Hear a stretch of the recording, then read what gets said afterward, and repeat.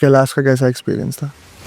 ओ God, goosebumps आते हैं आज के दिन पे भी। मैं उस एक्सपीरियंस के बारे में सोचूं तो शब्द बयान नहीं कर सकते, क्योंकि आपको वहाँ पे होना होगा उस जगह के एनर्जी और वाइब्रेशंस को एहसास करने के लिए, महसूस करने के लिए। विजिबिलिटी पूरी जीरो हो गई थी, एक्सट्रीम फॉग, 1 फीट तक का बर्फ जम गया था वहाँ पे। कहा कि हम आगे बिल्कुल नहीं जा सकते, ऐसे मौसम में वहाँ पे जाना खतरे से कम नहीं है। पर मेरे मन में पता नहीं ऐसा क्यों लगा कि मुझे जाना है। मैं जीऊँ या मरूँ, मुझे उससे कुछ फर्क नहीं पड़ता है, कि मैं बिल्कुल वहीं पे अपने घुटनों के बल गिर गई और मेरे आंखों से लगातार आंसू बहते रहे। बस हमारे लिए ही वहाँ पे द्वार खुला था। कुछ चंद लोगों को उन्हें बुलाना था और सिर्फ उन्हीं को दर्शन देना था। मेरे हाथ पे 25,000 रुपए थे और वो चोरी हो गए थे वहाँ पे। अच्छा। हाँ, तो मेरे हाथ पे 1 रुपया भी नहीं था। उस टाइम पे मुझे ऐसे मैसेज आया कि अब तुम्हारी शुरुआत शून्य से हो रहा है, क्योंकि तुमने ज्योतिर्लिंग कंप्लीट कर लिया है। तो एक नए जीवन का एक नया शुरुआत तुम्हारे लिए आने वाला है।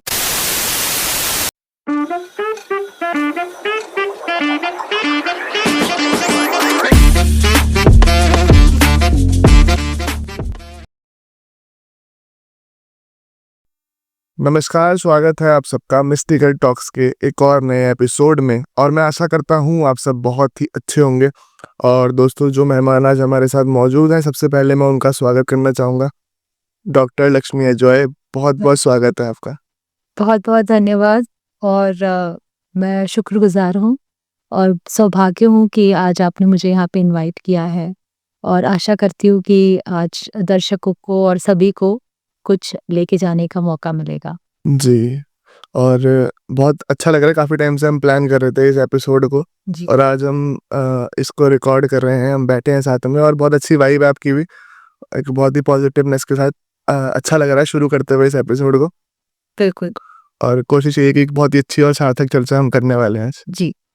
जी, तो जैसे कि आप एक स्पिरिचुअल हीलर हो, एक ऑथर हो, सो एक चीज़ मैं जानना चाहूँगा कि हर इंसान की जो स्पिरिचुअलिटी से जुड़ा होता है, उसकी एक स्पिरिचुअल जर्नी ज़रूर होती है।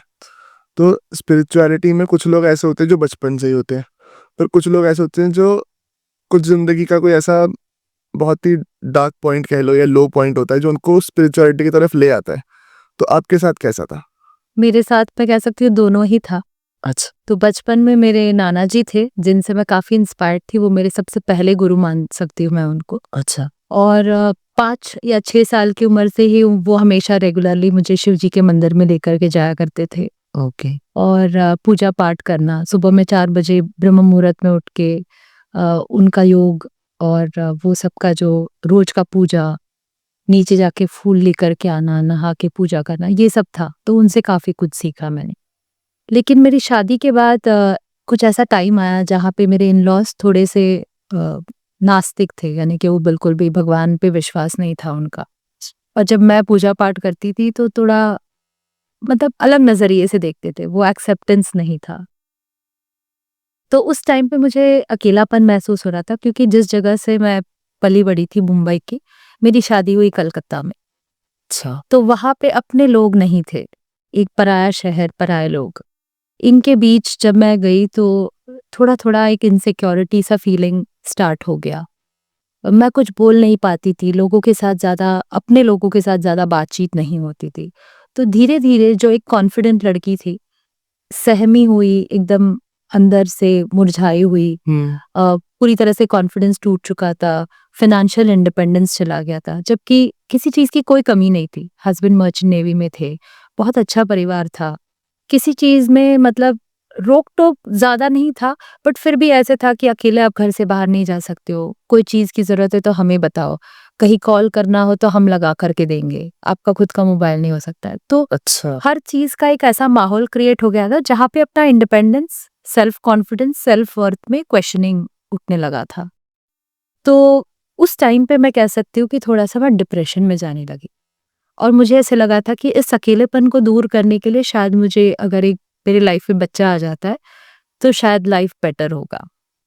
लेकिन बेटर तो नहीं हो पाया और वर्स होते चला गया। एक ऐसा टाइम था जहाँ पे बहुत सारी बीमारियाँ, भगवान और पूजा पाठ तो मैं मतलब पूरी तरह से भूल चुकी थी। ऐसा एक फ़ेज़ आ गया था। और मुझे बहुत सारे ऑटो इम्यून कंडीशंस, विटिलिगो जैसे वाइट पैचेस होता है स्किन में, और फाइब्रोमायाल्जिया जैसे किसी ने बहुत मार पीट के आपको डाल दिया हो, इतना ज़्यादा बदन में दर्द, अंग अंग टूट के दर्द होना, इसे फाइब्रोमायाल्जिया कहते हैं। फिर तीसरा कंडीशन था मेरा इरिटेबल बाउल सिंड्रोम, पानी भी पीती थी तो लूज मोशंस हो जाते थे। चौथा कंडीशन था मेरा ऑस्टियोआर्थराइटिस, पूरे इन्फ्लेमेशंस हो गए थे जॉइंट और मसल्स के, एक सीढ़ी तक नहीं चढ़ पाती थी। एक पांचवा कंडीशन था यूरिनरी ट्रैक्ट इन्फेक्शन, इतना सिवियर कि ऐसे लगता था कि गुप्तांग में किसी ने एसिड पोर कर दिया है। इतना दर्द, इतना पेन, इतना जलन कि मैं सहन ही नहीं कर पाती थी। इसके अलावा hyperacidity, low blood pressure, anger management issues, anxiety, panic attacks, बार बार रोना, इनसिक्योर फील करना, और बहुत ज़्यादा खाना खा के इसकी वजह से मोटापा। और ये सब तो कुछ ऐसे ही बोल सकते हैं कि कुछ ऐसी बीमारियां थी, और ऐसे बहुत सारे और बीमारियां हो गई थी जो जिसका मुझे बिल्कुल भी पता नहीं। तो उसके पीछे कोई खास रीजन था ये चीजों का रोक टोक, खुद के ऊपर का कॉन्फिडेंस चले जाना, फाइनेंशियल इंडिपेंडेंस ना होना, और अपने ही लोगों के साथ कनेक्शन ना हो पाना। अपने घर नहीं जा पाती थी, अपने लोगों से बात नहीं कर पाती थी, तो इस तरह का। इन लॉज बुरे नहीं थे, उनका अपना विचार था, ठीक है। तो आज वही लोग मुझे बहुत प्यार से संभाल के रखते हैं। रिश्तों में भी बदल तब आया जब मेरे सबसे लोएस्ट पॉइंट पे मैंने सुसाइड अटेम्प्ट किया। अच्छा। और रोका अपने आप को सिर्फ इसीलिए कि मेरी 4 साल की बच्ची थी। ओके। तो ऐसे 2 बार आए मौके, और उसके बाद मुझे ऐसे लगा कि नहीं, मैं अपने लाइफ के साथ ऐसे खिलवाड़ नहीं कर सकती, कहीं कुछ अलग करना है। और उस टाइम पे फिर मैंने धीरे धीरे बुक्स पढ़ना शुरू किया, अपने अंदर कॉन्फिडेंस लाया, और मुझे मौका मिला कि मैं बॉम्बे में अपने मम्मी पापा के पास जाके 1 महीने रहूं। और उस टाइम पे मुझे मौका मिला कन्याकुमारी जाने का। अच्छा। और कन्याकुमारी माता के दर्शन के बाद आते वक्त जब वहाँ पे विंटर मॉनसून्स होते हैं, तो बारिश हो रही थी, तो आते वक्त एक शिवजी का मंदिर था, छोटा सा ही था, बहुत कोई बड़ा मंदिर नहीं था।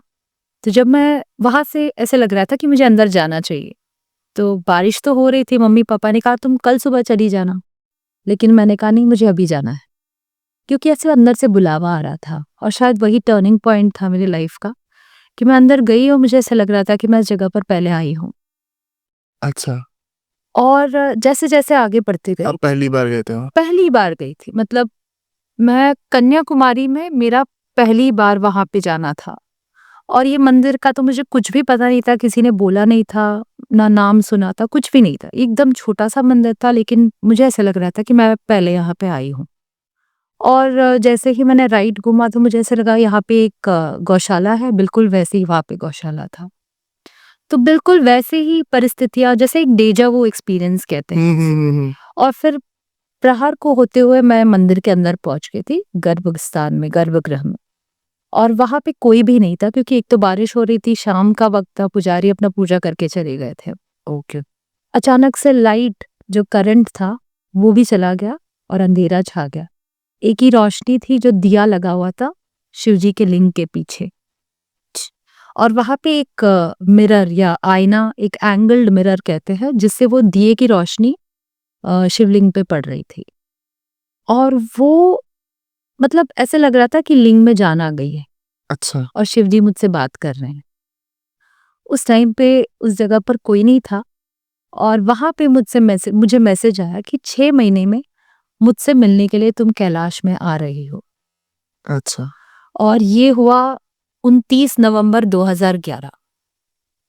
ना उस वक्त मेरे पास रिसोर्सेस थे। उससे पहले मुझे स्पॉन्डाइलोलिस्थेसिस ग्रेड 1, यानी कि मेरी कमर की हड्डी टूट के एक तरफ से गिर गई थी, जिसकी वजह से मैं 1 साल बेड रिडन भी थी। अच्छा। तो 2 डॉक्टरों ने तो ये भी कहा था कि आपको सर्जरी करना पड़ेगा, वरना आप लाइफ टाइम बेड रिडन हो जाओगे। तो वो कैसे हुआ था मतलब? तो ये एक एक्सीडेंट की वजह से हुआ था, जिसकी वजह से 1 साल बेड रिडन थी मैं। लेकिन आप समझ सकते हो कि इस हालात में मुझे ये मैसेजेस मंदिर से आ रहा है कि आप 6 महीने में मुझसे मिलने कैलाश आ रहे हो। ना मेरे पास फंड्स था, ना हेल्थ थी, ना इनर कॉन्फिडेंस था। और मुझे नहीं पता था, क्योंकि मेरे शादी का ऑलमोस्ट टूटने का हालत आ गया था। शायद मैं उस रिश्ते में ज़्यादा दिन तक नहीं चल पाती। ऐसा मौका आ गया था, ऐसा मोड़ आ गया था। और जब ये मैसेज आया, उसके बाद जब मैं वापस अपने इन-लॉज़ के घर गई, तो सब कुछ बदला-बदला सा लग रहा था। लोग मुझे और ज़्यादा वेलकम करने लगे। अ, ऐसे लग रहा था कि वो मेरे इंतज़ार में थे, कि वो मुझे मिस कर रहे थे। तो घर का माहौल भी धीरे-धीरे बदलने लगा। और जब मैंने मेरे हस्बैंड से बात की और मैंने कहा कि मन कर रहा है कि मैं कैलाश जाके आऊँ। अच्छा। तो इन्होंने 2 बार सोचा भी नहीं, कहा कि ठीक है पूछताछ कर लो। देख लो कि कैसे होगा। जब इन-लॉ से ये बात कही तो उनका थोड़ा ऑब्जेक्शन था, कहा कि ऐसे कैसे अकेले जाओगी, किसके साथ जाओगी? वहाँ पे जाने वाले ज़िंदा लौट के वापस नहीं आते हैं। तो मैंने कहा अगर ऐसा है, जाने का वक़्त है तो अगर यहाँ पे भी बैठी रहूँगी तो चली जाऊँ, क्या पता? सही। तो मुझे बस जाने का मन है। तो फिर मेरे हस्बैंड ने कहा कि अगर मन है तो जाने दो उसे। तो इनका सपोर्ट था और मैं कह सकती हूँ कि ये एक डिवाइन इंटरवेंशन था, जिसकी वजह से इन सब के अंदर वो बदलाव धीरे-धीरे आने लगा। और वो मेरे लिए एक स्टेपिंग स्टोन था, जहाँ पे मैं स्पिरिचुअलिटी के बिल्कुल अंदर एक कह सकते हैं कि गोता लगाया था मैंने और एक मोती का वहाँ पे खोज वहाँ पे हुआ, मेरे अंदर की मोती का। और बस ये शुरुआती था वहाँ से 2011 की बात है ये। और उसके बाद से जो अनुभव रहा है वो बहुत ही खूबसूरत रहा है। और एग्ज़ैक्टली 29 मई 2012 में मैं कैलाश में चली जा चुकी थी, मतलब वहीं पे थी। ओके। और वहाँ से मैंने कैलाश मानसरोवर यात्रा किया और उसके बाद there has been no looking back. तो आप मतलब जो कन्याकुमारी गए थे आप, वो आप गए थे नवंबर 2011 में जी, और मई 2012 में आप फिर कैलाश आपका जाना हुआ। जी। तो कैलाश का कैसा एक्सपीरियंस था? ओह गॉड! गूज़बम्प्स आते हैं आज के दिन पे भी मैं उस एक्सपीरियंस के बारे में सोचूँ तो। जी। बहुत ही ख़ास अनुभव है, शब्द बयान नहीं कर सकते क्योंकि आपको वहाँ पे होना होगा, उस जगह के एनर्जी और वाइब्रेशंस को एहसास करने के लिए, महसूस करने के लिए। एक चीज़ मुझे याद है बहुत अच्छी तरीके से, जब हम कैलाश के बेस कैंप में अष्टपाद माउंटेन का दर्शन था, जिसके अगले दिन से हमारा परिक्रमा स्टार्ट होने वाला था। तो ये अष्टपाद माउंटेन जो है, 4 धर्म के लोग इसे मानते हैं, हिंदू, बुद्धिस्ट, जैन और टिबेटन्स, बॉन रिलीजन के लोग। ओके। तो नॉर्मली 4 व्हीलर कार्स या ड्राइव्स जो होते हैं वो बिल्कुल पहाड़ के नीचे तक चले जाते हैं। लेकिन उस दिन हेल स्टॉर्म्स यानी कि पत्थरों की जो बारिश में, मतलब बर्फ का पत्थर गिरता है, हेल स्टॉर्म्स होते हैं, जी। तो वो हो रहा था। ओके। और विजिबिलिटी पूरी ज़ीरो हो गई थी, एक्सट्रीम फॉग। और ऑलमोस्ट 1 फीट तक का बर्फ जम गया था वहाँ पे। तो जितने भी 4 व्हील ड्राइव्स थे, 2 किलोमीटर की दूरी पे उन्होंने रोक दिया था। कहा कि हम आगे बिल्कुल नहीं जा सकते क्योंकि विजिबिलिटी ज़ीरो है, बर्फ आ गया है और ऐसे मौसम में वहाँ पे जाना खतरे से कम नहीं है। मुझे याद है कि वहाँ पे करीबन 800 लोग होंगे ओके।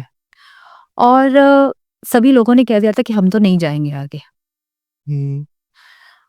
पर मेरे मन में पता नहीं ऐसा क्यों लगा कि मुझे जाना है। मैं जीऊँ या मरूँ, मुझे उससे कुछ फ़र्क नहीं पड़ता है। मुझे अष्टपाद का दर्शन करना है और मैं चलने लगी थी। विज़िबिलिटी मतलब मैं आगे का कदम में क्या है देख नहीं पा रही थी। साँस नहीं ले पा रही थी क्योंकि सामने से वो पत्थरों का जो बर्फ के गोले थे वो पड़ रहे थे। तो मुझे बिल्कुल घूम के अपनी साँसों को अंदर लेकर के 2 बार साँस लिया, फिर 4 कदम आगे चल दिए। इस तरह से जाना पड़ रहा था। वो 2 किलोमीटर की दूरी कवर करने के लिए मुझे कम से कम 1.5 घंटे लग गए। लेकिन जैसे ही मैं अष्टपाद माउंटेन में नीचे पहुंची, वो बर्फ के गोले पड़ना रुक गए। पहाड़ों के पीछे से सूरज बाहर निकल के आया। अच्छा। और एक गोल्डन व्यू बिल्कुल कैलाश के पर्वत के ऊपर और नीचे नंदी पर्वत। और 800 में से वहां पे 11 लोग मौजूद थे। मुझे मिलाकर के 11 लोग थे जो वहां पे पहुंच पाए थे। और उस टाइम का जो अनुभव था ना, कि मैं बिल्कुल वहीं पे अपने घुटनों के बल गिर गई और मेरे आंखों से लगातार आंसू बहते रहे कि ऑफ ऑल द पीपल उन्होंने चुन के इन 11 लोगों को वहां पे पहुंचाया। अब भी उसके बारे में मैं सोचती हूँ तो मेरे रोंगटे खड़े हो जाते हैं। ऐसा लगता है कि एक नई जिंदगी का मतलब बस हमारे लिए ही वहां पे द्वार खुला था। कुछ चंद लोगों को उन्हें बुलाना था और सिर्फ उन्हीं को दर्शन देना था। बहुत ही खूबसूरत अनुभव रहा है। तो आप जब कैलाश गए तो उस टाइम पे तो मेरे हिसाब से चाइना से जाना होता होगा, है ना? हाँ। तो चाइना के लोग थोड़े से रूड है।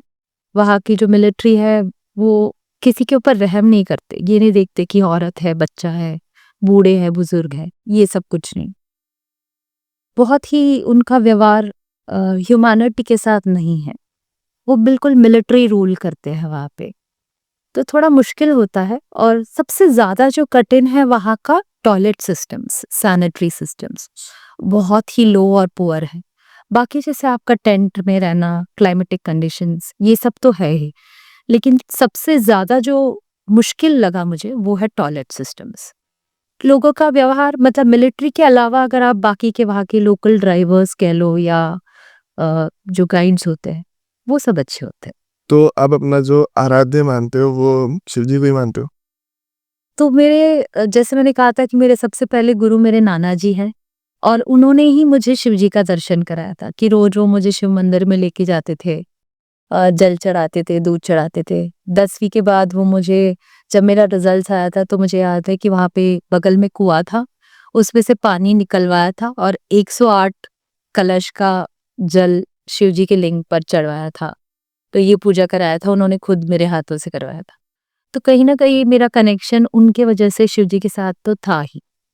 और दूसरे जो मैं अपना गुरु मानती हूँ, अपना सब कुछ मानती हूँ, वो है शिरडी के साईं बाबा। अच्छा। जहाँ पे मेरा रेगुलर ही बुलावा आते रहता है।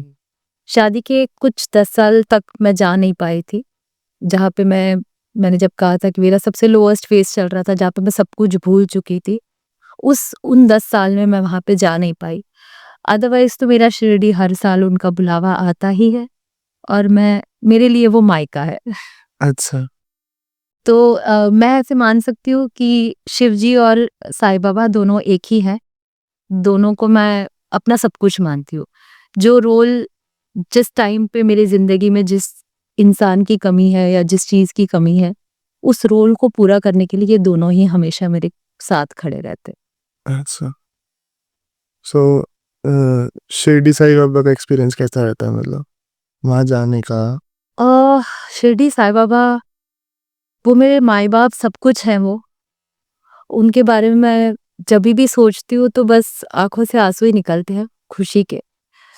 और बहुत ही सुंदर-सुंदर अनुभव रहा है उनके साथ। एक आध 2 अगर बताऊँ तो उनके ओरिजिनल जो इमेज है, मैं ऐसे ही शिरडी कॉलेज में जाती थी तो ऐसे बस में अचानक से कल छुट्टी है तो आज रात को मम्मी को फ़ोन करके बोलती थी, मम्मा कल मेरा ऑफ है वीकली तो मैं जा रही हूँ शिरडी। और वहीं से ऐसे निकल जाती थी। 2 बार मुझे सोचना भी नहीं पड़ता था शिरडी जाने के लिए। कितना दूर पड़ता था आपके घर से वो? ओवरनाइट जर्नी थी। 300 साढ़े 300 किलोमीटर मतलब करीब। काफ़ी था। हाँ, ढाई यहाँ 300 किलोमीटर के करीब डिस्टेंस रहा होगा। तो मैं जाती थी वहाँ पे और जाते-जाते कई सारे लोगों को मैं मिलती थी। तो उनमें से एक ऐसे थे जो मर्चेंट नेवी में ही थे। उस टाइम पे मेरी शादी नहीं हुई थी तो पता नहीं था कि मर्चेंट नेवी में किसी के साथ ऐसे मुलाकात होगी। तो उनका काफ़ी अच्छा अनुभव रहा था। उन्होंने मुझे देख के इतना ज़्यादा पसंद किया तो उन्होंने मेरा एड्रेस वग़ैरह लिया था और उन्होंने कहा था कि आपके लिए मैं एक गिफ्ट भेजूँगा। और साईं बाबा का एकदम लाइफ साइज़ पोर्ट्रेट बैंगलोर से ब्लो ड्राई करके उनका लाइव जो जब वो थे, तो उनका बनाया हुआ एक पोर्ट्रेट इमेज हमारे यहाँ पे कुरियर में आया था। वो आज भी है हमारे घर पे, उनकी पूजा होती है। और ख़ासियत उस फ्रेम का या उस फ़ोटो का ऐसा है कि वहाँ पे जो उन्होंने हार पहना है साईं बाबा ने, उसके नीचे जो गुलाब का रोज़ है, उसमें मेरा चेहरा है। अच्छा। ये हर कोई बता सकता है, जिनको मैं दिखाती हूँ वो कहता है कि हाँ, ये तो तुम ही हो। ओके। बिल्कुल वैसा ही image of all the images in the world, वो एक इमेज हमारे घर में आना था, जिसमें मैं हूँ उसका प्रमाण है, and it is not a miracle. वो चाहते हैं कि वो हमेशा मुझे अपने पास रखे, तो मेरे लिए वो अनुभव बहुत ही ज़्यादा ख़ास है। सो जैसे हमने भी बात करी कि आपने कैलाश मानसरोवर सोलो ट्रैवल करके किया। जी। उसके बाद आप काफ़ी सारी जगह ऐसी और है जो आपने सोलो ट्रैवल किया है और आप ज़्यादातर सोलो ट्रैवल करते हो जी, और शायद आप यहाँ भी सोलो ही आए हो। बिल्कुल। तो ये कह सकती हूँ कि मेरे सोलो ट्रैवल्स की शुरुआत कैलाश मानसरोवर से ही हुई। ओके। वहाँ का एक और ख़ास अनुभव मैं बताना चाहती हूँ कि वहाँ पे मेरी एक नियर डेथ एक्सपीरियंस हुई, कैलाश में। कैलाश मानसरोवर। ओके। तो ये अनुभव ऐसा रहा कि उस चीज़ में मैंने बहुत कुछ सीखा। शायद उसके बाद ही मैंने शाम का खाना जो है वो बिल्कुल बंद कर दिया। मतलब सूर्यास्त के बाद मैंने खाना छोड़ दिया।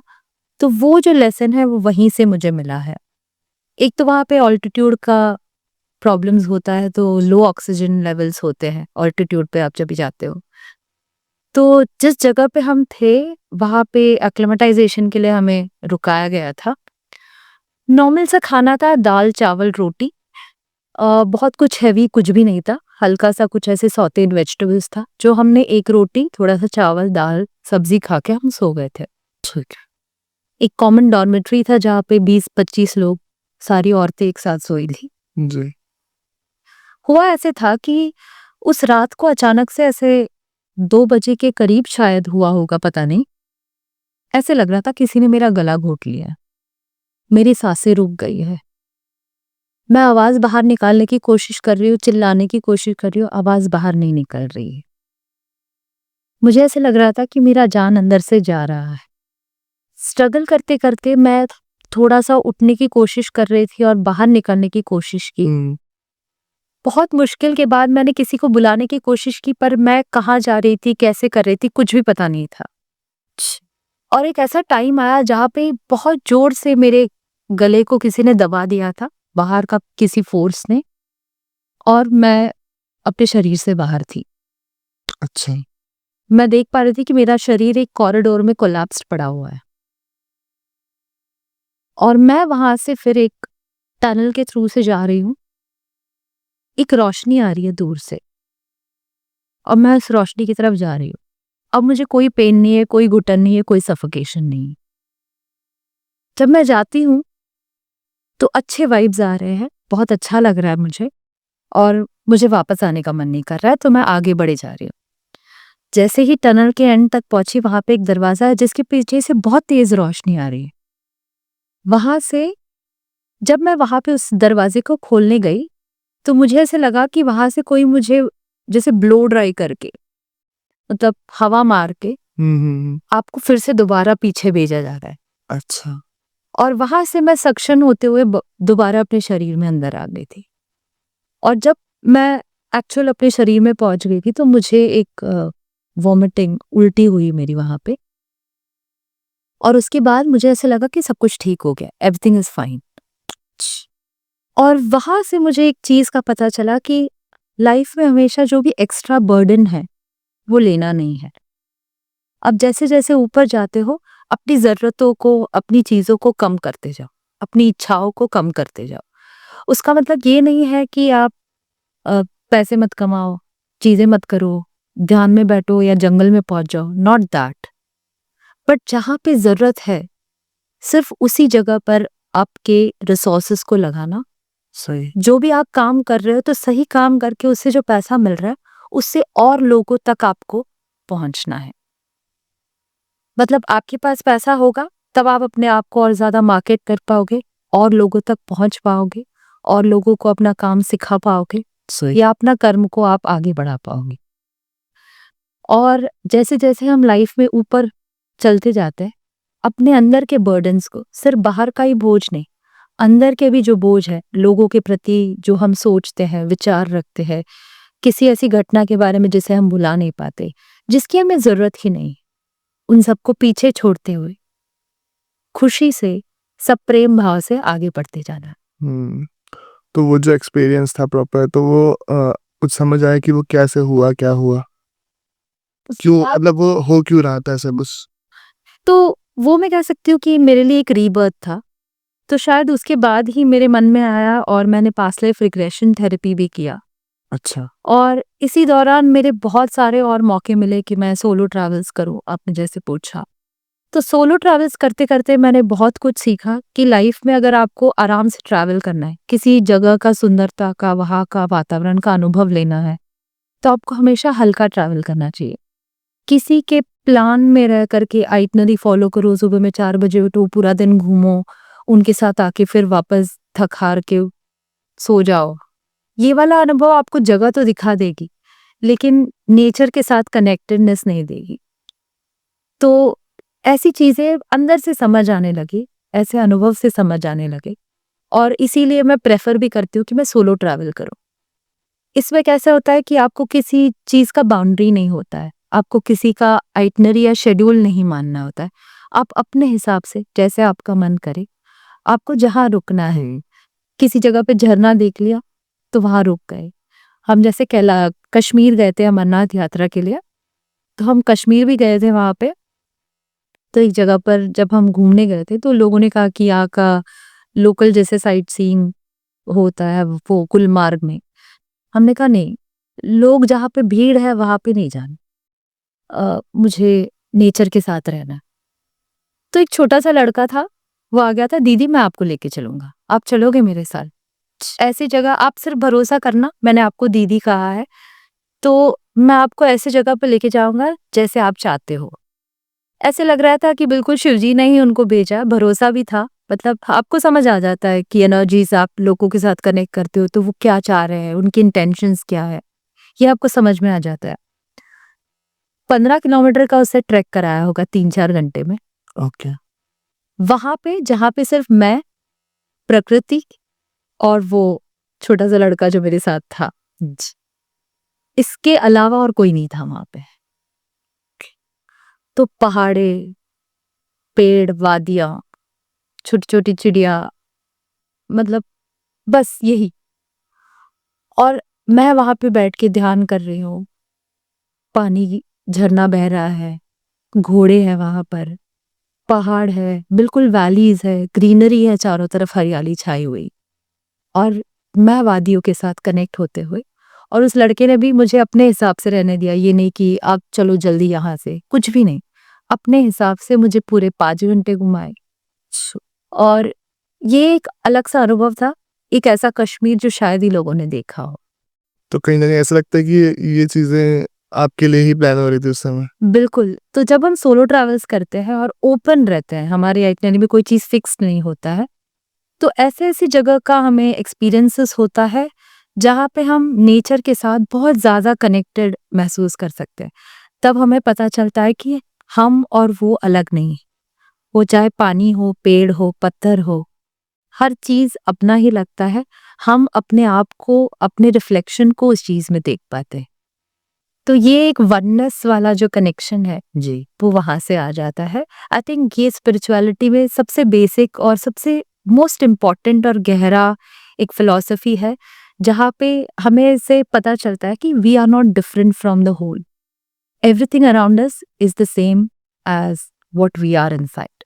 तो जैसे कि अभी हम बात कर रहे हैं आपके ट्रैवल एक्सपीरियंसेस के ऊपर भी और स्पिरिचुअलिटी के ऊपर भी। तो जैसे कि अभी आप बता रहे थे कि आपने 12 ज्योतिर्लिंग पूरे कवर किए हैं और जो कि काफ़ी मुश्किल भी होता है कहीं न कहीं, क्योंकि हर कोई कर नहीं पाता। कुछ लोगों के ही नसीब में मैं कहूँगा ये चीज़ें होती हैं। तो क्या एक्सपीरियंस था 12 ज्योतिर्लिंग? जब मैंने 2011 में पहला बार जब मैं कन्याकुमारी माता का दर्शन करने गई थी, वहाँ से कैलाश मानसरोवर पहुँच गई थी। उसके बाद धीरे-धीरे चीज़ें अनफ़ोल्ड होती गई मेरे लिए। मैं कह सकती हूँ कि शिव जी ने मेरे लिए अपने आप ही रास्ता बनाए, कि एक-एक जगह पे उनका बुलावा था, इसीलिए मैं जा पाई। मेरा सौभाग्य रहा है कि मेरे परिवार में मैं पहली ही हूँ ऐसे, चाहे मेरे इन-लॉज़ के साइड से हो या मेरे पेरेंट्स के साइड से, जिन्होंने पूरा ज्योतिर्लिंग कंप्लीट किया है 12 के 12। अच्छा। इसके अलावा मैंने अमरनाथ यात्रा, कैलाश मानसरोवर, 12 ज्योतिर्लिंग के साथ-साथ पंचभूत महादेव मंदिर, शिव जी के नवग्रह के मंदिर जो साउथ में है, ऐसे कई सारे टेम्पल्स जो एंशिएंट कल्चर्स और स्क्रिप्चर्स के साथ जुड़े हुए हैं, क्योंकि मैं साउथ से हूँ, तमिलनाडु, केरला से हूँ। तो वहाँ के भी बहुत सारे ऐसे प्राचीन मंदिरों का दर्शन प्राप्ति मुझे मिला है। तो मेरा ऐसे मानना है कि किसी भी मंदिर में अगर आप जाओ तो जब तक उनका बुलावा यानी कि जो भगवान होते हैं वहाँ के या जिस भी पावर पे आप मानते हो उनका बुलावा जब तक नहीं आता तब तक आप कदम भी नहीं रख सकते हो। सही। और उन्होंने अगर चाहा, आपको बुलाना चाहा, तो चाहे पूरी दुनिया रोक क्यों ना ले आपको तो वहाँ पे जाना ही है। इसका सबसे बढ़िया एग्जाम्पल मैं दे सकती हूँ कि 2019 में मैंने चारधाम यात्रा किया था, तो मैंने सोचा था कि 2020 में मैं अमरनाथ कर लूँगी, क्योंकि पहाड़ चढ़ना होता है, मुश्किल होता है, तो जल्दी कर लेंगे तो अच्छा होगा। जी। तो 2020 में तो कोविड आ गया था, तो उसके 2 साल तक अमरनाथ यात्रा बंद रहा। बंद हो गई। तो 2020 में मैं थोड़ी-सी डिसअपॉइंट हो गई थी, मैंने शिव जी से कहा कि आपने बुलाया नहीं मुझे, मैंने तो बोला था आपको बुलावा देने के लिए। मैं हमेशा उनसे ऐसे ही बात करती हूँ कि आपने बुलाया नहीं मुझे, जी। तो अब कब बुलाने वाले हो? मतलब हक से जैसे पूछते हैं। सही। तो उस टाइम पे अचानक से मेरे मन में आया कि मुझे गोवा जाना चाहिए। अच्छा। तो अब आप सोचोगे कि अमरनाथ का गोवा के साथ क्या कनेक्शन? सही बात है। तो वहाँ पे मुझे गोवा सिर्फ इसीलिए जाना था क्योंकि मैंने कहीं कॉलेज में अपने फ्रेंड से सुन रखा था कि वहाँ पे एक शांता दुर्गा माता का मंदिर है, जो माता पार्वती का मंदिर माना जाता है और बहुत पावरफुल है। तो वहाँ से मुझे बुलावा आया और मैं गोवा गई 2021 सितंबर अक्टूबर में और मैं सिर्फ वहाँ पे गई थी उस मंदिर का दर्शन लेने के लिए, कोई बीच या पार्टी करने के लिए। ठीक है। तो मैं जब वो मंदिर में पहुंची, अगेन मुझे ऐसा लगा कि वो मंदिर सिर्फ मेरे लिए खुला है और बहुत अच्छी खुशबू आ रही थी। माता का पूजा करके उन्होंने जो मेन माता का गेट है वो डाल के रखा था, ग्रिल। ठीक है। और मैं वहां पे बैठ के ललिता सहस्त्रनाम का जाप करने लगी। जैसे ही मैंने वो जाप करके अपनी आंखें खोली तो वहां पे एक पीला कलर का फूल था जो उन माता के ऊपर रखा हुआ था, सर के ऊपर से गिर गया नीचे। और वहां से मुझे मैसेज आया कि जब तक माँ का दर्शन नहीं होगा तब तक आप पिताजी का दर्शन कैसे कर सकते हो। तो उसके बाद जब मैंने वो कड़ियाँ जोड़ना शुरू किया तो मुझे रियलाइज हुआ कि जब भी मुझे शिवजी का दर्शन प्राप्त हुआ है उससे पहले माता का दर्शन तो जरूर हुआ ही हुआ है। जैसे मैं कैलाश गई थी तो उससे पहले कन्याकुमारी माता का दर्शन हुआ था। तो अगर मुझे अमरनाथ जाना था तो उससे पहले मुझे यहाँ पे गोवा में शांता दुर्गा माता का दर्शन प्राप्त था। तो उनका बुलावा जब आया तो ये 2021 में हुआ, सितंबर अक्टूबर के करीब। और 2022 मई में मैं अमरनाथ यात्रा में चली गई थी। और उस साल अगेन अमरनाथ का ये चैलेंज था कि क्लाउड बर्स्ट हो गया था। अच्छा। और जिस दिन मेरा दर्शन था, मतलब जिस दिन मैं निकलने वाली थी, 11 तारीख को निकलने वाली थी, 9 तारीख को क्लाउड बर्स्ट हो गया। तो अब घर वाले परेशान, सभी लोग फोन कर करके बोलने लगे मत जाओ मत जाओ मत जाओ। मैंने कहा कि मेरा बुलावा आया है, मेरा टिकट पे बुक है, चाहे कुछ भी हो जाए मैं तो जाने ही वाली। तो उस टाइम पे मेरे हस्बैंड जहाज में थे, वो घर पे नहीं थे। उनका फोन आ गया था। उनका सपोर्ट इस तरह से रहा है ना, मुझे कभी कभी ऐसे लगता है कि भगवान ने उनको सिर्फ इसीलिए भेजा है कि वो मुझे सपोर्ट कर सके हर जर्नी में। तो बहुत लकी हूं मैं, इस सौभाग्यशाली हूं मैं। तो उनका फोन आया था, उन्होंने कहा कि मैं जानता हूँ कि तुम्हें ऑलरेडी क्लाउड बर्स्ट के बारे में पता है, उसके बावजूद भी तुम जा रही हो, ये भी मुझे पता है। तो अच्छे से जाके आना, शिवजी तुम्हारे साथ होंगे हमेशा, दर्शन करके आ जाना, तुम ठीक से आ जाओगी। ये अश्योरेंस उन्होंने दिया। और मेरा जो दर्शन था वो आई थिंक 13 तारीख नहीं 11 तारीख का ऐसे कुछ था। और 11 तारीख को ना हो करके उस दिन प्रदोष था, सोमवार था, इसीलिए मैंने बुक किया था शायद। लेकिन मेरा दर्शन होना था गुरु पूर्णिमा वाले दिन। और जब मैं वहां पे पहुंची तो क्योंकि उससे पहले क्लाउड बर्स्ट की वजह से 2-3 दिन वहां पे नीचे बंद थी, उसी दिन सिर्फ द्वार खुला था। और दिन का उनका पासेस होता है कि दिन में सिर्फ 10,000 लोगों को एक रास्ते से बेचते हैं। जी जी। लेकिन क्योंकि 3 दिन से बंद था तो तीनों दिन का जो भी लोग थे वो सारे जितने भी पासेस वाले थे उन सबको उन्होंने छोड़ दिया था। तो एटलीस्ट 3 से 4 गुना भीड़ उस दिन ज्यादा थी। हम जब पहुंचे तो काफी कठिन रास्ता था क्योंकि तभी भी जो क्लाउड बर्स्ट का जो पानी है वो मिट्टी के साथ मिलके बिल्कुल ऐसे स्लिपरी रास्ता बन गया था, चल नहीं पा रहे थे ठीक से। बहुत मुश्किल के बाद हम ऊपर पहुंचे। परिस्थिति, कठिनाइयां, जैसे चैलेंजेस होते हैं वो बहुत ज्यादा आए और जाते जाते मुझे 2-3 जगह से ऐसे भी मैसेज मिला कि तुम्हें पता चल जाएगा, मेरा दर्शन एक बार नहीं कई बार होगा। और जगह जगह पे मुझे ऐसे लग रहा था कि मैं अपने पास के रिफ्लेक्शंस को देख पा रही थी, जहाँ पे एक जगह पे एक लिंग या पत्थर को ही देखा था जो मैंने पिछले जन्म में जा करके वो लिंग की स्थापना वहां पे की थी जब मैंने अमरनाथ यात्रा किया था। ऐसा रिफ्लेक्शन मुझे आया वहां से और उसका प्रमाण देने के लिए एक ऑरेंज कलर का झंडा वहां पे एकदम पुराना सा टूटा फूटा सा कहीं दूर वो दिखाई दिया मुझे। तो वो एक वैलिडेशन जैसे हो गया कि एक्चुअली मैंने वहां पे वो चीज किया था। और उसके बाद जब मैं फाइनली वहां पे पहुंची तो लोगों ने कहा कि अब आधे घंटे में आप नहीं पहुंचोगे तो द्वार बंद हो जाएगा क्योंकि वक्त हो गया है। और भीड़ इतनी ज्यादा थी कि आप पार होके वहां जा नहीं सकते हो जी। लेकिन जब मैं अंदर पहुंची, सबको, जितने भी आर्मी वाले थे, सभी लोगों को बोल रहे थे आगे बढ़ो आगे बढ़ो और लोगों को दर्शन लेना है जी। और मुझे मेरे चारों तरफ जैसे एक पर्दा सा गिर गया था, कोई मुझे देख नहीं पा रहा था शायद, क्योंकि किसी ने मुझे ना हटाया ना कहा कि आगे बढ़ो।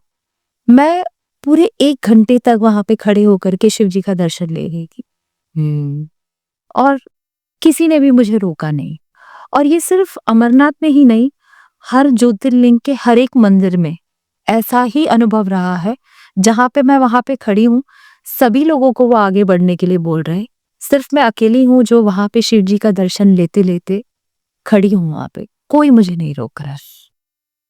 तो ये उनकी माया है, उनकी कृपा है, जिसके बगैर ये दर्शन पॉसिबल ही नहीं है। तो मैं क्रेडिट अपने आप को नहीं, शिव जी को ही देना चाहूंगी क्योंकि उनकी मर्जी थी। उनकी बेटी हूं मैं, तो उन्होंने मुझे बुला लिया जी। सो और जैसे अभी ये अमरनाथ का किस्सा हो गया, तो जैसे और जो ज्योतिर्लिंग आपने कवर किए उनकी क्या स्टोरी थी, मतलब कैसा एक्सपीरियंस था? मैं अपना सबसे आखिरी ज्योतिर्लिंग के बारे में बताना चाहूंगी। तो ये पिछले साल नवंबर में हुआ था। लेकिन जैसे मैंने कहा कि हर ज्योतिर्लिंग से पहले माता का दर्शन या कोई भी शिव का दर्शन, शिव जी का दर्शन से पहले माता का दर्शन होता।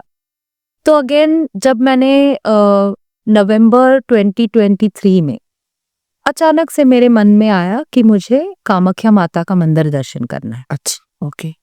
और उससे पहले मैं यहाँ वहां से सुन रखा था कामाख्या के बारे में, पर इतना गहरा नॉलेज नहीं था मुझे कामाख्या के बारे में। और ऐसी ऐसी परिस्थितियां बनती गई। मेरी एक क्लाइंट थी जो यूएस से मुझे कनेक्ट किया था और उसने मुझसे कहा था कि मुझे सिर्फ और सिर्फ कामाख्या माता बचा सकती है और उन्होंने ही मुझे तुम्हारे पास भेजा है और तुम मेरे लिए वहां पे जाके प्रार्थना करते आना। मैं तो यहाँ से नहीं आ सकती, लेकिन मुझे पता है कि तुम वहां पे जाओगी तो मेरे लिए प्रार्थना करके आओगी। क्या? और मुझे नहीं पता कि ऐसे क्या कनेक्शन बनते गया। एक क्योंकि मैं ऑथर भी हूँ तो स्टोरीज भी लिखती हूँ, तो एक ऐसा प्रॉम्प्ट आया कि किसी फेस्टिवल के साथ जोड़ के आपको अपनी कहानी लिखनी है। अच्छी, तो वहां का जो अम्बुबाची मेला होता है कामाख्या में, उसके बारे में मैंने अचानक से मेरे दिमाग में आया, उसके ऊपर मैंने कहानी लिखी और उस कहानी को फर्स्ट प्राइज मिल गया। तो ऐसे कनेक्शंस बनते गए और अगेन 2024 के मई महीने में मैं कामाख्या पहुंच गई थी। और वहां पे जाके जो 2 दिन में जो अनुभव रहा है, पूरा 2 दिन लिया मैंने। सिर्फ कामाख्या माता का मंदिर का दर्शन ही नहीं, साथ में मैंने दश महाविद्या मंदिर का भी दर्शन लिया वहां पे, जो मंदिर के प्रहार में ही 2-3 किलोमीटर ऊपर नीचे में है। जो लोग ज्यादा इसके बारे में रिसर्च करके पढ़ के जाते हैं, जान लेते हैं, वो ये इसका कर पाते हैं। 2 जगह पर मुझे बलि का एक्सपीरियंस भी हुआ कि मेरे आंखों के सामने बलि चढ़ा करके वहां पे काली माता के मंदिर में और चिन्नमस्ता माता के मंदिर में बलि चढ़ाई गई थी। तो वो जो अनुभव है एक अलग टाइप का एक्सपीरियंस आपके अंदर देता है, आप जुड़ पाते हो उस एनर्जीज के साथ, एक कनेक्शन सा बन जाता है, आपके अंदर के रोंगटे खड़े होने लगते हैं। और जब मैंने ये बलि का दर्शन मुझे मिला, तो वहां से मुझे ऐसे लगा कि ये अंदर जो कामाख्या माता का मंदिर का दर्शन होने वाला है, ये बहुत ही अलग लेवल का दर्शन होने वाला है। तो 3-4 घंटे मैं लाइन में खड़ी थी। नॉर्मली जो फ्री लाइन का दर्शन होता है 7-8-9 घंटे भी लग जाते हैं, उस दिन 4 घंटे में ही मुझे अंदर दर्शन का बुलावा आ गया था। और जब मैं अंदर गई तो बहुत लोगों को पता नहीं है कि कामाख्या माता के नीचे जो है एक स्प्रिंग का पानी हमेशा आते रहता है, पानी का बहाव हमेशा होता है वहां पे। तो वहां पे झुक के उस पानी को मैंने तीर्थ बना के जब लिया अपने मुंह में, तो देवी से मुझे मैसेज आता है कि वहीं पे बैठ जाओ, अच्छा। अभी दर्शन देना और बाकी है। और वो एक ऐसे फोर्स के साथ मुझे बिठा देती है, उनका प्रेशर आता है और लोगों को ऐसे लगता है कि मैं वहां पे चक्कर आके गिर गई हूँ। अच्छा। उन्हें ऐसे लगता है कि मैं चक्कर आके गिर गई हूँ, जबकि ये बिठा माता रही हैं। Okay. और वो जो पंडित जी वहां पे पूजा कर रहे थे, उन्होंने वो पानी लिया माता के नीचे से, उन्होंने मेरे थर्ड आई पे, मेरे थ्रोट पे और मेरे सर के ऊपर वो पानी का पूरा स्पर्श कराया। उन्होंने पूरा तीनों जगह पे फेंक के मारा, तो ऐसा लगा कि वो पूरा कंप्लीशन हो गया, जितने भी एनर्जीज है वो सारे अलाइंड हो गए। जी। और बाकी लोगों का दर्शन का तो मुझे पता नहीं, लेकिन ऐसे लग रहा था कि माता मेरे सामने ही खड़ी है और सिर्फ मेरे लिए ही पूरा वो चारों तरफ, क्योंकि बिल्कुल माता के सामने बैठ गई थी मैं, और मेरे चारों पास लोग खड़े हैं, भीड़ जमा है और उनकी पूरी नजर मेरे ऊपर है, पर मेरी नजर सिर्फ माँ के ऊपर है। तो ऐसा अनुभव रहा। और उस अनुभव के बाद वहां से मुझे मैसेज मिला कि अब तुम्हारा आखिरी ज्योतिर्लिंग कंप्लीट हो जाएगा। कौन सा बचा हुआ था? श्रीशैलम था। ओके। और श्रीशैलम का भी अनुभव ऐसे रहा कि थोड़ा सा ऑफ बीट जगह पे है वो। मरकापुर करके एक स्टेशन है जहां से आपको गाड़ी लेकर के श्रीशैलम पहुंचना होता है, या फिर आप हैदराबाद से भी गाड़ी लेकर के जा सकते हो। अराउंड 160-200 किलोमीटर करीब आता है। जो डायरेक्ट स्टेशन नहीं है वहां पे, थोड़ा सा ऑफ बीट जगह पे है और गांव जैसा माहौल है वहां पे, ज्यादा फैसिलिटीज नहीं है। जबकि वो कह सकती हूँ कि ज्योतिर्लिंग में one of the richest temples है वो। पूरे स्वर्ण के कवच है शिव जी के, और बहुत ही खूबसूरत मंदिर है वो वहां का। लेकिन वहां पे जाने से पहले भी ऐसे हुआ कि जब मैंने मेरे हाथ पे 25,000 रुपए थे और वो चोरी हो गए थे वहां पे। अच्छा। हाँ। और जब मैं श्रीशैलम का दर्शन करके बाहर वापस आई, तो मेरे हाथ पे 1 रुपया भी नहीं था। मतलब उस टाइम पे मुझे ऐसे मैसेज आया कि अब तुम्हारी शुरुआत शून्य से हो रहा है, क्योंकि तुमने ज्योतिर्लिंग कंप्लीट कर लिया है। तो एक नए जीवन का एक नया शुरुआत तुम्हारे लिए आने वाला है। और उसके बाद में कह सकती हूँ कि जो एक्कोलेड्स, अवार्ड्स, अपॉर्चुनिटीज, वो ऑलमोस्ट 10x हो गए हैं उसके बाद। और शायद ये पॉडकास्ट का भी ग्रेस वहीं से आया है। तो ये जी उन्हीं की मेहरबानी है, उन्हीं का आशीर्वाद है, जिसकी वजह से ये सिर्फ एक्सपीरियंसेस ही नहीं, बल्कि ऐसे बहुत सारी अपॉर्चुनिटीज लाइफ में बनती गई। और इसके लिए मैं ऐसे मानती हूँ कि कहीं ना कहीं आपका जो शुरुआत है अपने अंदर से ही होता है। Sweet. आपको अपना एक्सेप्टेंस पे लाना है, अपने अंदर का डर, कलेश, द्वेष, आप किसी के प्रति कोई चीज अच्छा बुरा जो भी सोच रहे हो, ये सारी सोच को हटा दीजिए। सिर्फ अपने आप के साथ जुड़ जाइए। एक अपने अंदर का जो सोल होता है, इसे हम आत्मा कहते हैं, और हम अपने ऊपर की जो ताकत या शक्ति होती है इसे परमात्मा कहते हैं। तो आत्मा और परमात्मा एक दूसरे से अलग नहीं है। आत्मा जो है वो परमात्मा का अंश ही है, और ये आत्मा हर एक के अंदर होता है। मतलब हर कोई उस परमात्मा का ही अंश है, यानी कि हम और आप अलग नहीं हैं जी। इस चीज का जब ध्यान, इस चीज की जब समझ आ जाती है, तो हमारे लिए सब कुछ एक प्रेम के भाव से अनफोल्ड होने लगता है। पूरी दुनिया जो है एक हो जाती है, एकजुट हो जाता है उस प्रेम के भाव से। सही। वही स्पिरिचुअलिटी का कनेक्शन है मेरे लिए। अभी लास्ट आप कहाँ गए थे? रिसेंट, सबसे रिसेंट जो एक्सपीरियंस रहा हो? हरिद्वार में आने से पहले ये तो अब फरवरी का महीना चल रहा है, तो इससे पहले दिसंबर में मेरा साउथ में जाना हुआ था। एक मौका मिला था कि कुलदेवी माता का हमारा पूजा वहाँ पे रखा था हमने, तो वहाँ पे जाने का मौका मिला था क्रिसमस हॉलिडेज के टाइम पे। तो क्योंकि मुझे सिर्फ कुलदेवी माता का मंदिर नहीं करना था, तो मैं एक सोलो ट्रैवलर और एक्सप्लोरर भी हूँ, तो मैंने सोचा कि एक 2 व्हीलर ले करके साउथ के कुछ टेम्पल्स कवर कर लो, क्योंकि कार जो है थोड़ा सा एक्सपेंसिव हो रहा था, दिन के 5,000 मांग रहे थे, तो मैंने कहा चलो 2 व्हीलर ले लेते, दिन का 500 में हो जाएगा। सही बात। और एज अ सोलो ट्रैवलर हम मिनिमलिस्टिक लाइफ में बिलीव करते हैं कि जितने कम में हो जाए। सही। वो बस रास्ते का आनंद लेना होता है। एंड जब आप अकेले ट्रैवल कर रहे हो, अपने आप का जब साथ आपको अच्छा लगने लगता है, तो आपको लोगों की, चीज़ों की, फैसिलिटीज़ की, कंफर्ट की ज़रूरत नहीं पड़ती है, बस वो अच्छा लगने लगता है। सही। तो वो 2 व्हीलर लेकर के मैंने शुरू कर दिया था अपना जर्नी। आई थिंक 3 दिन में मैंने कम से कम 450 के ऊपर 460-470 किलोमीटर्स मैंने करीब कवर कर लिया हूँ। अच्छा। तो अगले दिन मेरा फिर से जाने का प्लान था, लेकिन उस दिन सुबह कुलदेवी माता का मंदिर का दर्शन, पूजा सब किया था, बहुत बढ़िया तरीके से हो गया।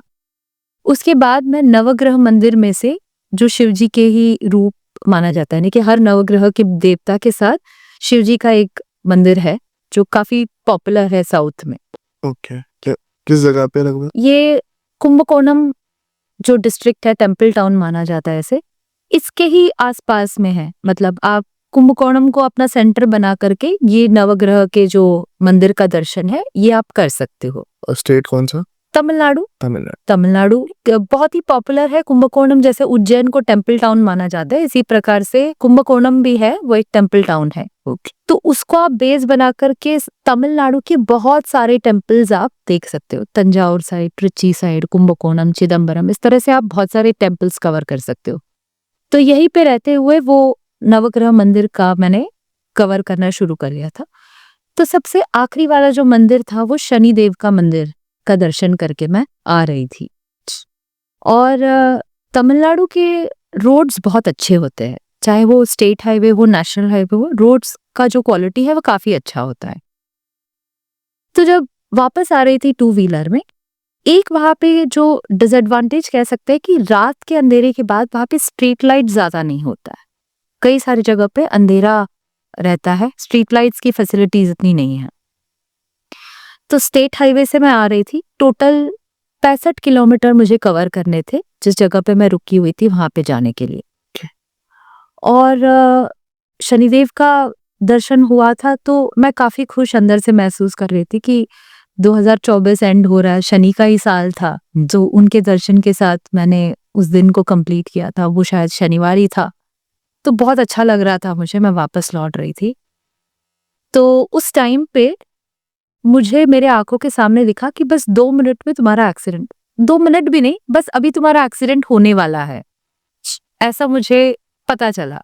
और कैसे वो एक्सीडेंट हो रहा है वो मेरे आंखों के सामने वो वैसे ही हो करके मुझे दिखते हुए नजर आ। और बिल्कुल वैसे ही रोड के कोने में पीछे से एक गाड़ी की आवाज आई। बिल्कुल जैसे ही ये विजन खत्म हुआ, पीछे से गाड़ी की आवाज आई, हॉर्न बजाया, मैंने उसको साइड दिया। जैसे ही साइड दिया मेरी स्कूटर स्किड हो गई, क्योंकि वहां पे पत्थर या कुछ ऐसे था या तेल कुछ गिरा हुआ था, जिसके ऊपर स्किड होके मेरी स्कूटर पलट गई और वो बिल्कुल मेरे पैर के ऊपर गिर गई, अच्छा। जिसकी वजह से मैं उठ भी नहीं पाई। अब नॉर्मली तमिलनाडु के रास्ते में जैसे स्टेट हाईवेज होते, कई सारी जगह खाली होती है। फॉर्चुनेटली फॉर मी, मैं ऐसी जगह पर गिरी जहां पे कुछ दुकानें थी, एक आध स्कूल का रास्ता था, तो लोग आसपास में थे। अगर वहां पे नहीं होते तो मैं रात भर ऐसे ही पड़ी रहती। तो बिल्कुल इमीडिएटली मुझे लोगों की मदद मिली, उन्होंने वो स्कूटर हटाया, तब जाके मैं उठ पाई। चक्कर आए तो उन्होंने अपने एक जगह पर बिठाया। बहुत ही छोटा सा जैसे झोपड़ी टाइप का घर था, ठीक से ऊपर रूफ भी नहीं था उनका। वो जो नारियल के पेड़ का जो पत्ते होते हैं ना, उसका रूफ बना हुआ था उनके घर पे। अच्छा, वो जमीन पे सोते थे, मिट्टी का जमीन बना हुआ था। उनके पास ना ठीक से कोई बेड भी नहीं था या बिछाना, कुछ भी नहीं था। बाहर से एक लकड़ी का बेंच ले करके उन्होंने मेरे लिए अंदर रखा, उसके ऊपर अपने पुराने कंबल बिछा दिए। वो खुद जमीन पे सोए, लेकिन उस दिन रात को मुझे उस बेंच पे उन्होंने सुलाया। रात भर वो मेरे लिए जगते रहे। उनके पास ठीक से टॉयलेट की भी फैसिलिटीज नहीं थी। पीछे के ओपन में टॉयलेट था। चूल्हे पे वो लोग चाय कॉफी बना रहे थे।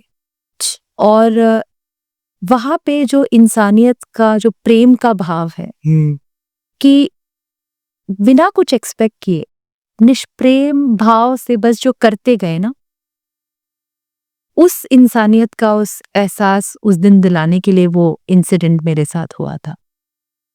और जब मैं सुबह में पूरी कृतज्ञता के साथ, मतलब उनके पैर पड़ने तक, मेरा इतना ज्यादा भाव मेरे मन में जग गया था। और मैंने कहा था कि बिल्कुल भगवान ने ही मुझे इनके पास भेजा है। और रात में इन्होंने सिर्फ वहीं पे, क्योंकि दर्द बहुत ज्यादा हुआ था, पैर बहुत फूल गया था, ब्लड लॉस हो गया था, चक्कर आ रहे थे, तो पास में कोई डॉक्टर नहीं था, तो मेडिकल शॉप, फार्मेसी में लेकर के चले गए। अच्छा। ड्रेसिंग कराई थी उन्होंने, दवाइयाँ दी थी, ORS का सल्यूशन दिया था, तब जाके मुझे थोड़ा सा होश संभालने जैसे हो गया। और उसके बाद ऐसे हुआ कि जो आराम मुझे उन्होंने दिलाया, और उन्होंने कहा कि अगर आप चाहो तो आप, अगर हमारे घर का नहीं खाना चाहते तो हम बाहर से मंगा लेते। तो इतनी ह्यूमिलिटी और जो ग्राउंडेडनेस और जो प्यार था जहां से मुझे मिला, तो उससे मुझे एक चीज का बहुत गहरा लेसन या वैल्यूबल, मैं कह सकती हूँ कि एक टेक बैक मुझे मिला, कि लोगों के साथ बिल्कुल ऐसे ही व्यवहार करना, बिना किसी एक्सपेक्टेशंस के। आप बस करते जाओ, आपको जो भी मिलना है वो मिलते रहेगा। और अगले दिन जब मैं निकली तो मेरे हाथ में ज्यादा पैसे मैंने नहीं रखे थे, तो 500 रुपए थे, तो मैंने उनको दे दिया था। मना ही कर रहे थे, लेकिन उनके पास मोबाइल में बटन वाला मोबाइल रखा था उन्होंने, उस पर रिचार्ज तक नहीं था। मैंने कहा कि ये पैसे रख लो ताकि आप रिचार्ज करके मुझे कॉल कर सको। अच्छा। और खुशी खुशी से उन्होंने रख लिया था। बहुत आशीर्वाद दिए। एक सुबह में उठा के उन्होंने कॉफी पिला दिया था, क्योंकि साउथ का वो होता है। और उसके बाद उन्होंने शिव जी का विभूति लगाया था, भस्म लगा करके बोला कि शिव जी आपके साथ रहे। ऐसे आशीर्वाद दे करके उन्होंने वहां से मुझे भेजा। उस एक्सीडेंट के साथ भी मैं वो गाड़ी को चला के बाकी का जो 30-32 किलोमीटर है वो कवर कर पाई, और सही सलामत उस जगह पर पहुंच पाई जहाँ पे मैं रुकी हुई थी। और उस टाइम पे मुझे ये भी पता था कि मेरा कोई फ्रैक्चर नहीं हुआ है। तो ये एक एक्सीडेंट नहीं था, ये एक मेरे लिए लेसन था। और जो मेरे आंखों के सामने आकर के अगर एक्सीडेंट कहो, तो ये एक ही चीज जो है वो वहां पे गलत हुआ या सही नहीं हुआ, हमारे लिए बुरा हुआ कह सकते हैं। लेकिन उसके साथ जो अच्छाइयां मुझे मिली वो उससे 100 गुना ज्यादा थी। जितने लोग मिले, इमीडिएट मेडिकल हेल्प मिला, जिस जगह पर मैं गिरी वहां पे तुरंत लोगों ने आके मुझे हेल्प की। मैं ट्रेन के बदले मैंने अपने आप को फ्लाइट में अपग्रेड कर लिया, वापस मैं फ्लाइट में आई।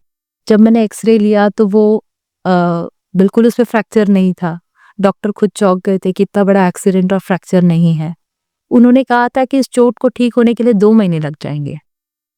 और 20 दिन के बाद उन्होंने फॉलोअप के लिए बुलाया था। जब मैं गई तो कहते कि ये पॉसिबल कैसे हुआ कि आप 20 दिन में ठीक हो गई, क्योंकि 20 दिन में वो घाव पूरी तरह से भर चुका था। और वो डॉक्टर कह रहे थे कि ये नॉर्मल जो इंसान होता है उसके शरीर में कम से कम 2 महीने तो लग ही जाते हैं इस घाव को भरने के लिए, और आप 20 दिन में ठीक होकर के आइए, ये चमत्कार से कम नहीं, ये डॉक्टर्स नहीं कर सकते हैं।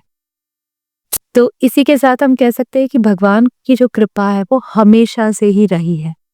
जब आप उस कृपा को देख पाओगे तो फिर आप जो अच्छा नहीं हो रहा है वो अनदेखा हो जाएगा आपके लाइफ से। सही। और सिर्फ अच्छाइयाँ आपकी जिंदगी में बच के रह जाएंगी। कहीं ना कहीं भगवान अपने हर भक्त के साथ चलता है। वही एक एग्जाम्पल है आपकी पूरी जर्नी का, स्पिरिचुअल जर्नी का, कि बोलते हैं ना कि अगर आप भगवान की भक्ति करते हो तो भगवान अपने भक्तों को कभी निराश नहीं करते, जैसा हम सुनते हैं। एक उससे मुझे किस्सा याद आता है कि 2 कदम 4 कदम एक साथ चल रहे थे, लेकिन 2 जोड़ी कदम एक साथ चल रहे थे और जब मेरी खुशियों का वक़्त चल रहा था। और जब मेरी मुश्किल घड़ियाँ आ गई थी, तो वो 1 जोड़ी कदम गायब हो गए थे। अच्छा, और जभी भी मैं वो 2 जोड़ी कदम को देखती थी, मुझे ऐसा लगता था कि मेरे भगवान मेरे साथ चल रहे हैं। और जब भी मेरी मुश्किल घड़ियाँ आती थी, तो 1 जोड़ी कदम गायब हो जाते थे। तो जब मैंने भगवान से पूछा तो कह रहे और मैंने कंप्लेन किया कि जभी भी मेरी मुश्किल घड़ियाँ आती है, आप मुझे छोड़ के चले जाते हो। तो उनसे जवाब आता है कि मैं छोड़ के नहीं, तुम्हें उठा करके चल रहा हूँ। कदम जो तुम देख रहे हो, वो मेरे हैं, तुम्हारे नहीं हैं। सही। तो उस चीज़ का विश्वास मुझे हमेशा है कि जभी भी मेरी मुश्किल घड़ियाँ आती है, तो मैं नीचे अपने कदम नहीं देखती क्योंकि मैं जानती हूँ कि वो मुझे उठाकर ही चल रहे हैं। तो बस ये विश्वास के साथ जब मैं चलती हूँ या हर इंसान इस विश्वास के साथ जब चलता है, तो उन्हें जान लेना चाहिए कि वो परमात्मा कभी उनका साथ नहीं छोड़ेगी। सही। तो बहुत-बहुत धन्यवाद इस मौके के लिए। बहुत ज़्यादा बहुत ही डिवाइन सेशन बोलूँगा मैं इसे। बहुत ही ज़्यादा अच्छा लगा है, बहुत ही ऐसा लगा है कि हमने सत्संग किया है। जैसे बोलते हैं ना कि भगवान की बातें करें, तो ये पॉडकास्ट नहीं कहूँगा, मैं सत्संग ही कहूँगा कि बहुत ही बढ़िया और बहुत ही अच्छी चर्चा हुई है और बहुत ही मज़ा आया आपके साथ। ये मैं कहूँगा पूरा प्रॉपर डिवाइन एपिसोड है ये। और बहुत-बहुत शुक्रिया, आप इतनी दूर से समय निकाल के आए हमारे लिए और बहुत ही अच्छा सेशन रहा और मैं आशा करता हूँ लोगों को भी ये बहुत अच्छा लगा होगा ये एपिसोड। जी। अगर आप लोगों को भी ये एपिसोड अच्छा लगा है तो जुड़ जाइए चैनल के साथ में। ऐसे ही बहुत सारी पर्सनैलिटीज़ आती रहेगी और हम उनसे अलग-अलग नए-नए विषयों पर चर्चा करते रहेंगे और नई-नई बातें जानते रहेंगे। मैं मिलूँगा आपसे अगले एपिसोड में, तब तक के लिए जय हिंद, वंदे मातरम, जय श्री राम, हर हर महादेव। हर हर महादेव।